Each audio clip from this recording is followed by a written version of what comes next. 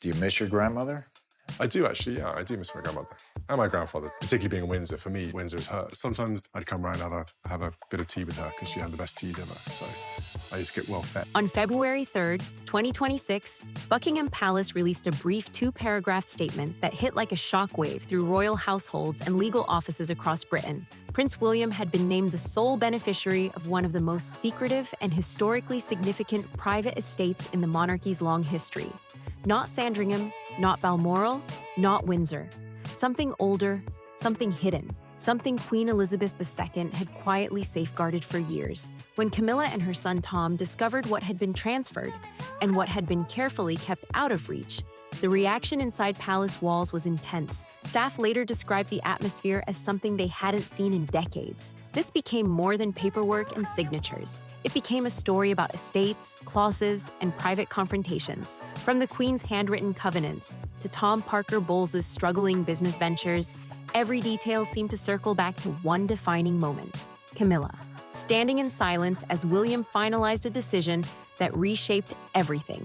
This isn't just an inheritance story. Many see it as Queen Elizabeth II's final, carefully calculated move. The estate at the center of it all is known as the Cedar Estate, a property older than most living memories. And to understand it, you have to go back. Not to 2026, not even to the early 2000s, but to 1944 during one of the darkest chapters of the Second World War. At that time, King George VI faced deep uncertainty about Britain's future. With the country under pressure and the monarchy itself navigating fragile ground, he made a quiet decision. Tucked deep within the Chiltern Hills, stretching along the border of Oxfordshire and Buckinghamshire, an estate was purchased with almost no public trace. It was called the Cedar Estate. From the moment it was acquired, it was designed to stay invisible. I heard from people who were very, very much involved 20-odd years ago, more than 20 years ago, in resurrecting Camilla. Their job was to take her from the mistress in 1996 and get her to be queen. You know how no formal royal registry listing, no public media coverage, no ceremonial unveiling. For more than 8 decades, the Cedar Estate existed almost entirely in private conversations among senior courtiers, a shadow property, known by very few, protected by all who were aware of it. And that silence, it held until now. And here's the first question you should really sit with.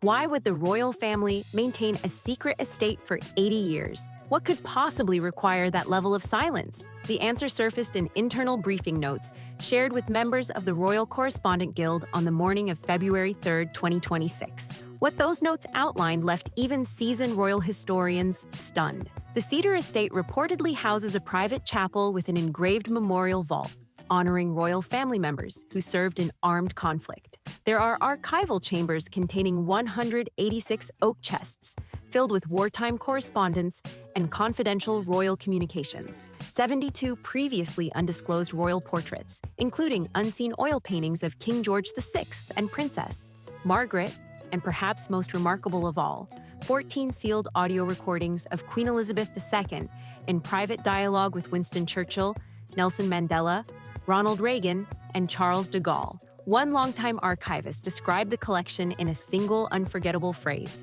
This was not a museum of history.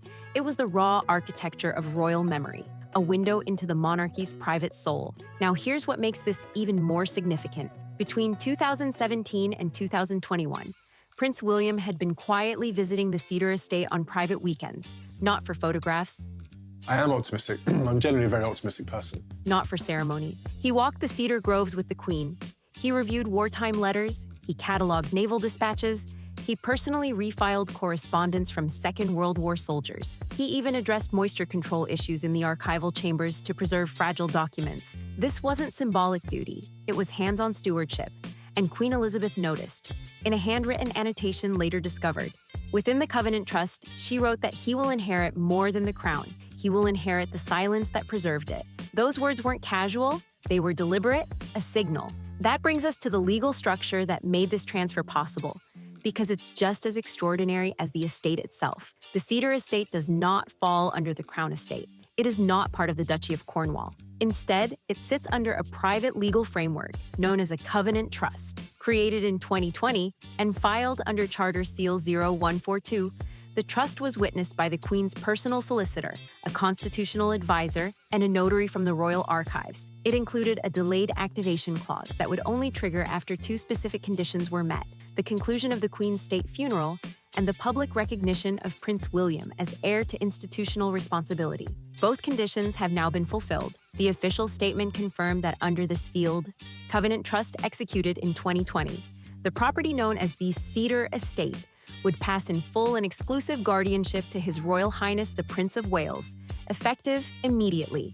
Simple language, permanent consequences. But this is where the story shifts from inheritance to tension, because not everyone received the news calmly.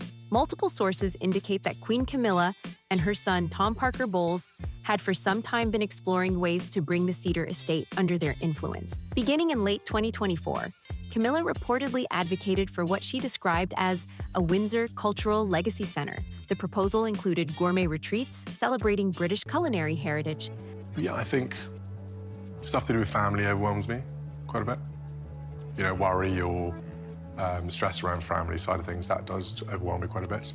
But in terms of, you know, doing the job and things like that, I don't feel too overwhelmed. Literary salons highlighting female royal narratives and curated historical tours through the cedar groves. On the surface, it sounded refined and respectful, but according to internal discussions, the ambitions may have extended further.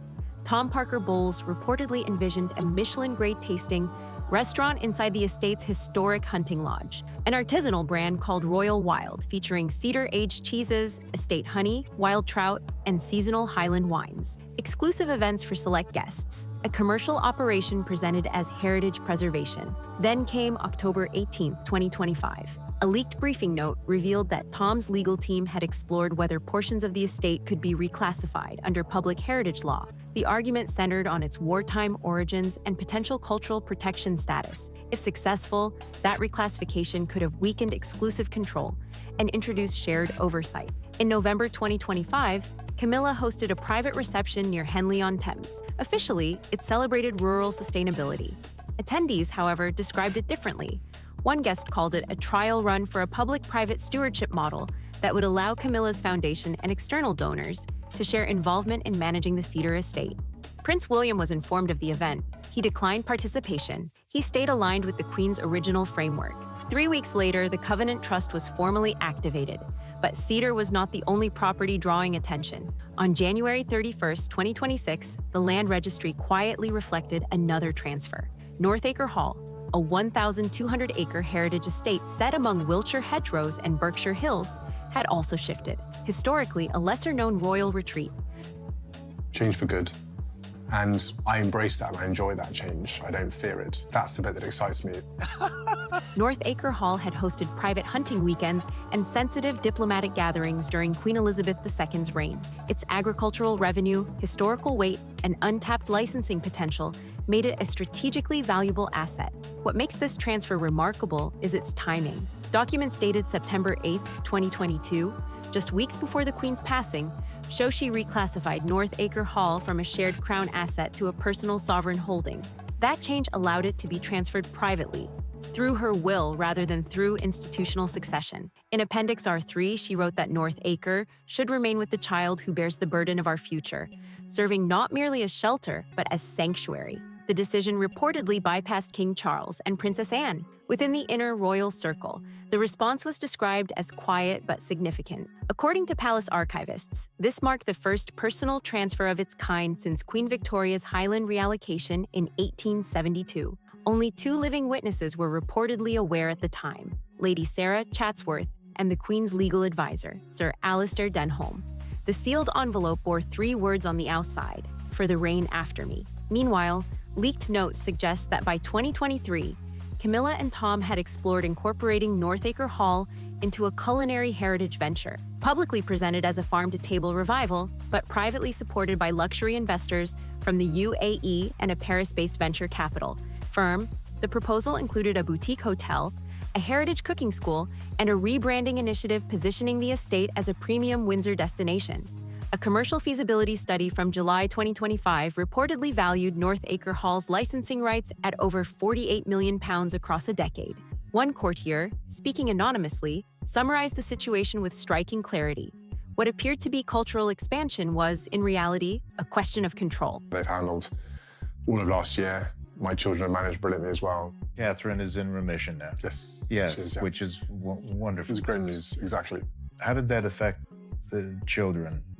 Camilla believed she had quietly secured influence over the estate through positioning and persistence. But in the end, the Queen had already moved the final piece. What followed was a subtle campaign of whispers and strategic pressure, reportedly guided by Camilla's longtime advisor, Maurice Lull, a retired PR consultant known for navigating palace back channels. By late 2025, anonymous opinion pieces began circulating in elite circles, suggesting the monarchy had overinvested in heritage assets and needed to reconsider generational equity. The messaging was polished, careful, and indirect, but the timing raised eyebrows. In one final effort, Tom Parker Bowles allegedly explored a lease inquiry on the southern orchard tract of Northacre Hall, describing it as underused arable land.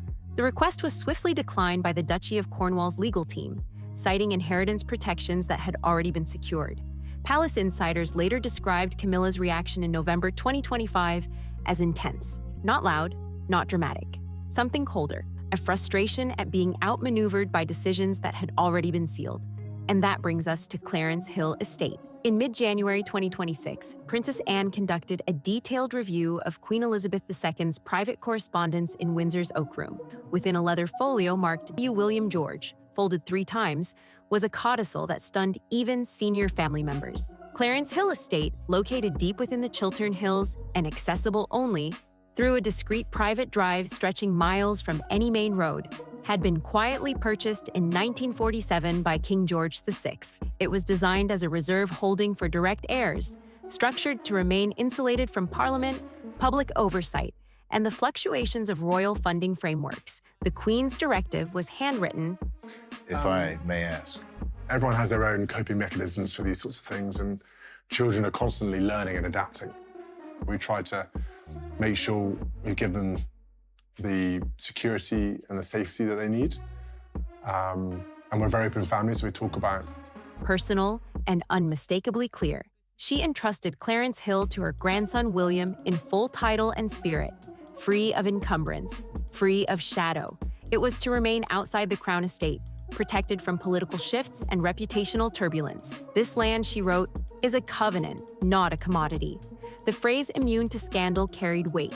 Observers have noted that in her later years, the Queen appeared increasingly mindful of public controversy surrounding certain family members and the unpredictable nature of modern media cycles. Clarence Hill, by contrast, was envisioned as a place of stability, a private anchor for William and Catherine, a sanctuary aligned with continuity rather than spectacle. Camilla reportedly learned of the Clarence Hill transfer on January 20th. According to insiders, she quickly convened her legal team at Highgrove alongside Tom. Around that same period, Tom had faced a publishing contract setback connected to scrutiny involving the use of royal insignia within a commercial food venture.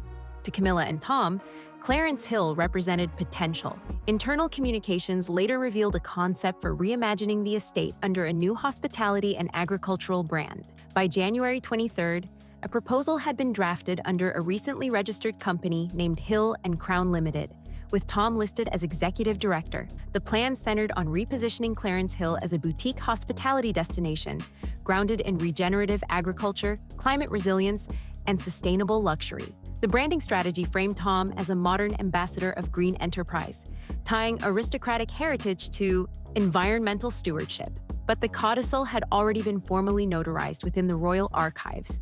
You know, things that bother us and things that trouble us. But you never quite know the knock-on effects it can have. And the prince stressing the importance of his work-life balance. Because for me, the most important thing in my life is family, and everything is about the future. The legal transfer pathway had been secured through the Duchy of Cornwall trust structure. Hill and Crown Limited, despite its polished pitch deck and investment projections, had arrived too late. On January 28th, an anonymous whistleblower forwarded internal business materials related to Hill and Crown to the Lord Chancellor's office, raising concerns about potential commercial encroachment on a sealed royal holding. The documents reportedly included rebranding strategies, speculative valuation models, and visual mock-ups of Clarence Hill featuring corporate insignia over its historic facade. The response was swift.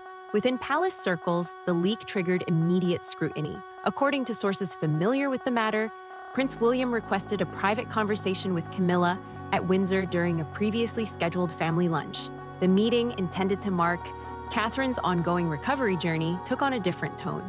Those briefed on the exchange describe it as controlled but decisive.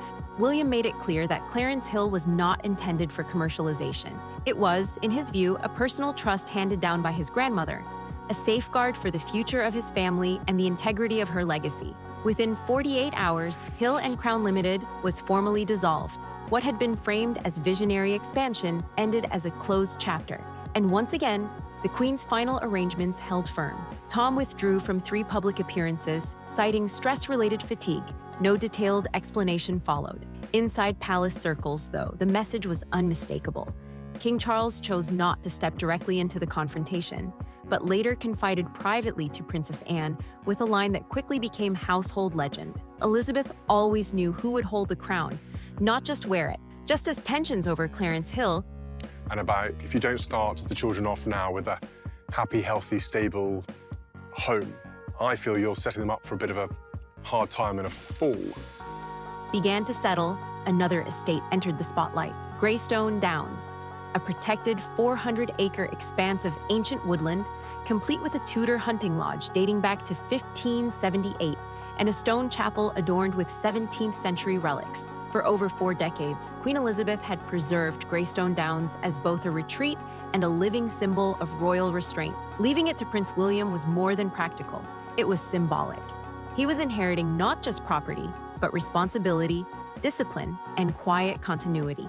Camilla and Tom reportedly saw it through a different lens. Valued at approximately £80 million, Greystone Downs was, according to internal financial documents reviewed by former aides, their most desired asset. Their vision was bold: £5,000 per night eco-lodges, curated farm-to-table dining hosted by Tom himself, a members-only royal culinary circle designed for elite international clientele, all packaged as a premium heritage sanctuary.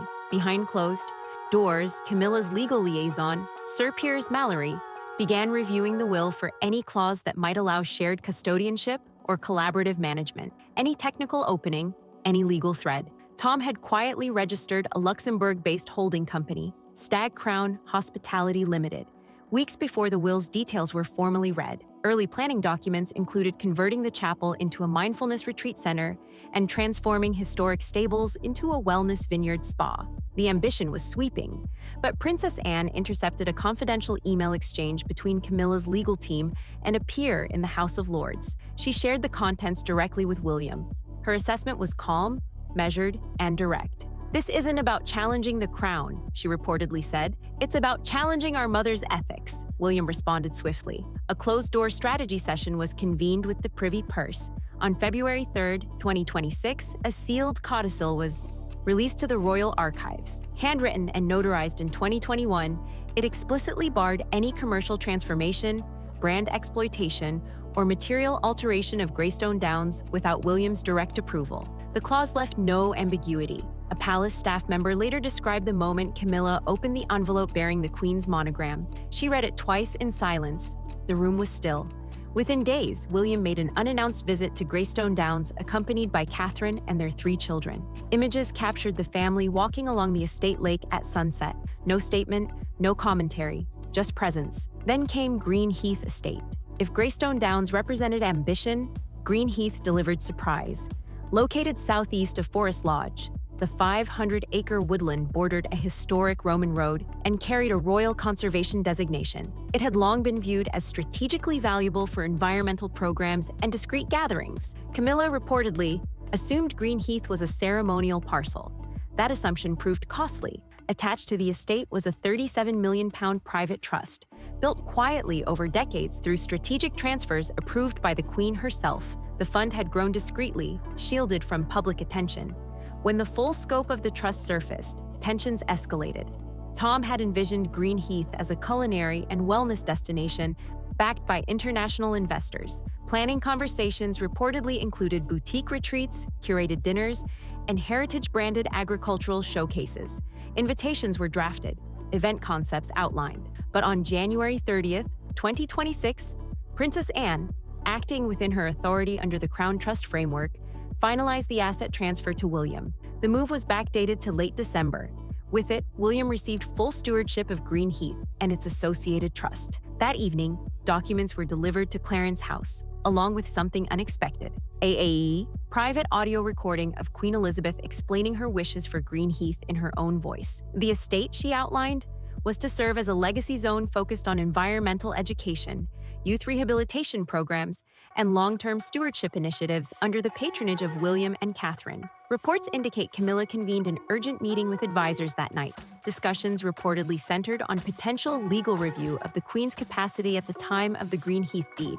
Within 48 hours, King Charles issued a firm private warning that any attempt to undermine the Queen's will would be treated as a challenge to the integrity of the Crown's legacy. When word of the internal tensions surfaced in select media outlets on February 2nd, public reaction was immediate.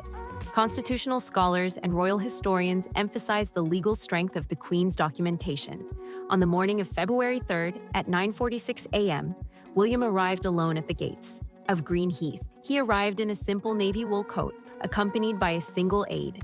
No cameras, no press line, no grand entrance. Prince William signed the inaugural charter of the Green Heath Royal Future Trust, formally sealing the estate from commercial development and aligning it permanently with Queen Elizabeth II's environmental and educational vision. The framework was clear. Green Heath would operate under a protected ethical mandate. No branding, no hospitality conversions, no private luxury schemes. Its future would center on conservation, youth education, and long-term stewardship.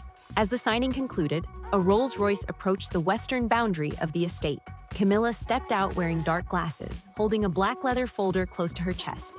She did not approach the ceremony. She did not speak. She stood at a distance, observing quietly as a direction she had hoped to influence became final. Tom did not appear. By that evening, a previously scheduled royal culinary engagement set for February 4th had been canceled. A short statement followed, expressing support for the King's reaffirmation of Queen Elizabeth's legacy. Then came Oakidge Estate. On the morning of February 3rd, a sealed leather envelope bearing Elizabeth II's cipher was formally delivered to Prime Minister Harriet Shawcross. It confirmed the transfer of Oakidge to William. Unlike Balmoral or Sandringham, Oakidge operated under a private clause within the Queen's will. It was not governed by standard Crown estate mechanisms. The estate bordered the Thames forests and included the ruins of a Tudor chapel hidden within its grounds. Valued at approximately £118 million, its financial worth was secondary to its emotional significance. Oakidge had served as Queen Elizabeth's personal refuge during periods of family tension and institutional strain. It was where William spent formative summers, learning the responsibilities that came with belonging to something far larger than himself. A final journal note, discovered in the estate's private library beside pressed lavender, referenced stewardship and continuity. The language was simple but direct. Even as the transfer was completed, quiet discussions surfaced about whether Oakidge might face review through the Privy Purse Committee, with suggestions that public funds had supported portions of its restoration. William anticipated the scrutiny. He authorized a comprehensive audit of restoration logs and security expenditures dating back to 1953. Independent accountants began verifying every invoice and record. But the Queen had prepared for this as well. Her private will contained a clause titled Anticipatory Obstruction. It explicitly nullified any challenge to Oakidge initiated by individuals outside the Windsor bloodline, or those who had married into the family after 2010. When this clause was read aloud in the Green Drawing Room to senior royals, the atmosphere reportedly shifted. Princess Anne, who had remained composed throughout the reading, acknowledged quietly that the Queen had been deliberate in her foresight. Later that evening, William and Catherine toured Oakidge with their children for the first time as its formal stewards. According to those present, Prince George asked whether the estate would remain theirs in the future. William's response was calm and certain. Shortly afterward, a letter arrived from the Queen's longtime solicitor, Sir Jonathan Arborfield. It contained a final handwritten passage from Elizabeth herself. Oakidge, she wrote, belonged not to power, but to patience. It was to be carried forward by the one who bore responsibility for the future, not by entitlement. With that, every legal avenue narrowed. Stepping back, the pattern across these transfers becomes clear. Estate by estate, clause by clause, Queen Elizabeth constructed a legal framework designed to endure. She anticipated commercial proposals. She anticipated internal maneuvering. She anticipated external pressure. Each covenant contained protective layers built years in advance. Why did she feel such preparation was necessary? Observers suggest she recognized differing visions within the family about how royal assets should function in a modern era. Some perspectives emphasized commercial expansion and brand alignment. Others emphasized restraint and long-term legacy. The Queen's decisions reflect where she ultimately placed her trust. William's response has been consistent. He has avoided public confrontation. He has not escalated disputes through statements or media appearances. Instead, he has relied on the legal architecture his grandmother established. He signed charters. He conducted audits. He walked the estates with his family. As morning light spread across Windsor Great Park on February 3, 2026, the outcome was unmistakable. The properties were secured, the trusts were activated, the covenants held. What remains is not just a collection of estates, but a carefully constructed legacy framework. One built to endure beyond personalities, beyond ambition, and beyond momentary pressure. A new chapter of royal history had already been written, not in grand ceremony, not beneath chandeliers or balcony waves, but in the quiet, permanent language of sealed trusts, notarized codicils, and a grandmother's unmistakable certainty. While headlines speculated and insiders whispered, the real transformation happened in ink, in clauses, in signatures that could not be undone. Prince William walked the pathways of an estate that was now fully and finally his. No cameras trailing him, no public declaration, just frost underfoot and the distant echo of history in the trees. George moved beside him with boundless curiosity, asking about the old chapel ruins, the hidden groves, the watchtower stones. Charlotte held a leather-bound journal close, absorbing details the way only a child raised. Inside Legacy Can, Louis, energetic and observant, traced the gravel paths with determined focus. William answered every question carefully, not like a man who had just won something, but like a man who understood he had been entrusted with something fragile. That's the word that echoes through all of this, entrusted. Camilla's ambitions were not defeated in a dramatic confrontation. They were not shut down by speeches or public humiliation. They were rendered structurally impossible. That's a very different thing. No explosive showdown, no palace shouting matches. Just airtight legal architecture built years before the challenge ever emerged. Every commercial outline that had been quietly drafted, every hospitality proposal sketched in private boardrooms, every holding company registered in anticipation of leverage, every attempt to reinterpret shared custodianship language, every strategic whisper about modernizing heritage assets. All of it had already been considered, already neutralized. Queen Elizabeth did not react. She prepared. Long before conversations about culinary brands, eco-retreat lodges, private member circles, or luxury sustainability platforms ever reached planning decks, she was writing clauses. Long before lobbyists tested the edges of inheritance law, she was sealing covenants. She studied patterns. She watched the evolving appetite for brand expansion. She recognized the difference between stewardship and commercialization. And then she moved accordingly. One palace staff member who served during both Elizabeth's final years and William's transition described it simply. This wasn't about property. It was about protection. Estate by estate, she built a fortress, not of stone, but of documentation. Cedar Estate, Clarence Hill, Greystone Downs, Green Heath, Oakidge, each layered with intentional safeguards, each insulated from reinterpretation, each constructed to withstand ambition dressed as modernization. It wasn't an emotional response, it was strategic foresight. William's conduct since the transfers reflects that same restraint. He did not escalate. He did not issue dramatic rebuttals. He did not engage in public commentary. Instead, he signed charters, activated trusts, commissioned audits, walked the land with his family, allowed the legal framework to speak for him, and it spoke loudly. For Camilla and Tom, the realization was gradual but undeniable. The routes had closed, the appeals narrowed, the reclassification angles dissolved. The holding companies that once promised leverage now existed without territory.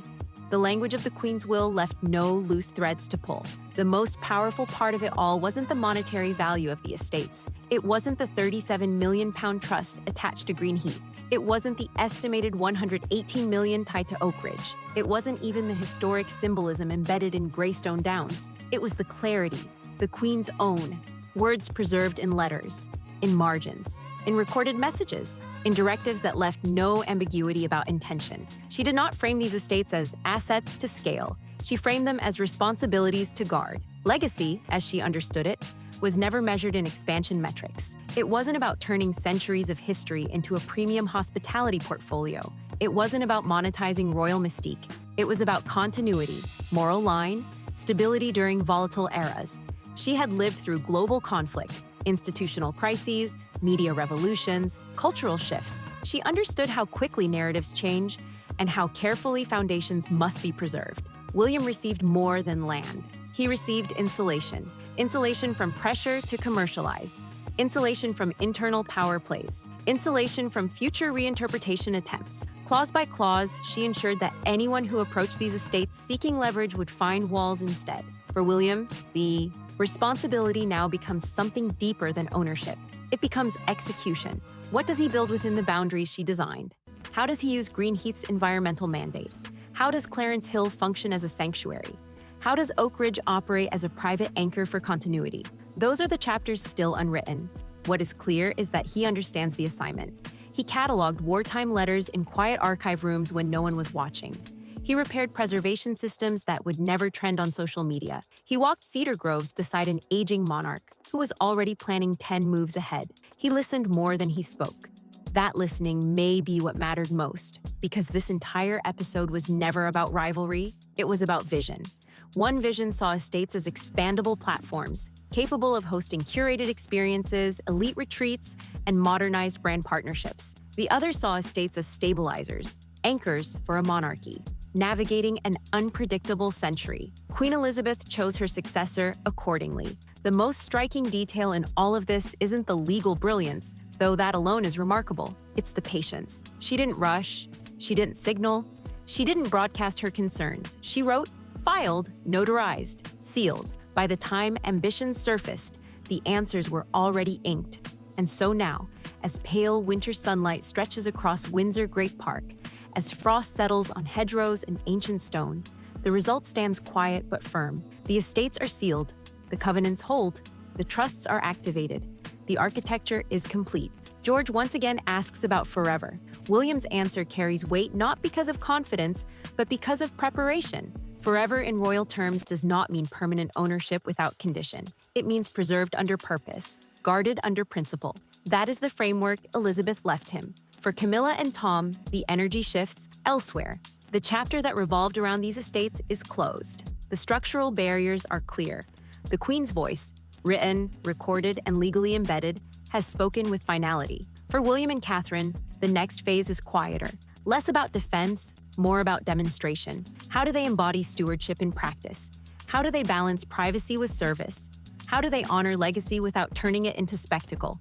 Those questions will define the years ahead. But one thing is certain, the move was made long ago. Perfectly timed, perfectly layered, perfectly sealed. If you've followed every detail of this unfolding royal saga, share your perspective below. Do you think the Queen's foresight reshaped the monarchy's future? Drop your thoughts in the comments. Like this video if you appreciate deep dives into history and legacy, and subscribe so you don't miss what comes next. Because while this chapter may be sealed in ink, the story of how William carries it forward is only just beginning. See you on the next one.